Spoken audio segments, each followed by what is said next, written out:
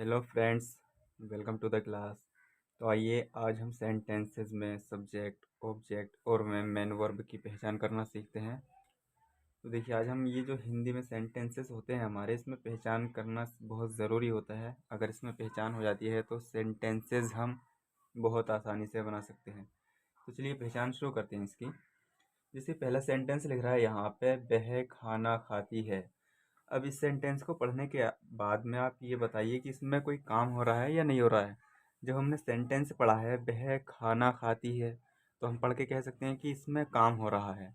ठीक है ना, काम हो रहा। अगर मैं पूछूं या कहूं कि ऐसा कौन सा शब्द है इस सेंटेंस में जिससे हमें ये पता लगा कि इसमें काम हो रहा है, तो आप कहेंगे खाती है। खाती ने हमें बता दी कि काम हो रहा है। और यही शब्द, जिस शब्द से हमें ये पता लगे कि इस सेंटेंस में काम हो रहा है, वो क्या हो, उसी को हम मैन वर्ब कहते हैं। ठीक है ना, मैन वर्ब मुख्य क्रिया कहते हैं।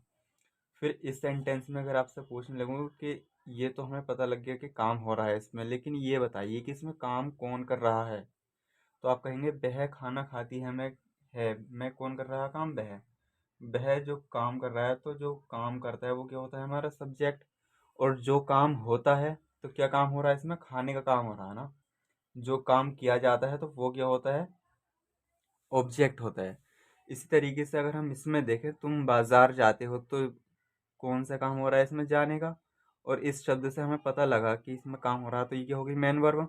और कौन जा रहा है बाजार, तुम जा रहे हो, तो तुम क्या होगी, हमारा सब्जेक्ट। और फिर कहाँ जा रहे हैं, बाजार, तो बाजार क्या हो गया, ऑब्जेक्ट। ठीक है ना।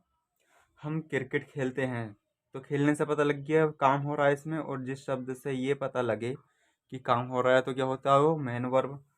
और जो कि उस काम को करता है वो क्या होता है, हमारा सब्जेक्ट, या हिंदी में जिसे कर्ता कहते हैं। और जो काम होता है उसे क्या क्या कहते हैं, ऑब्जेक्ट।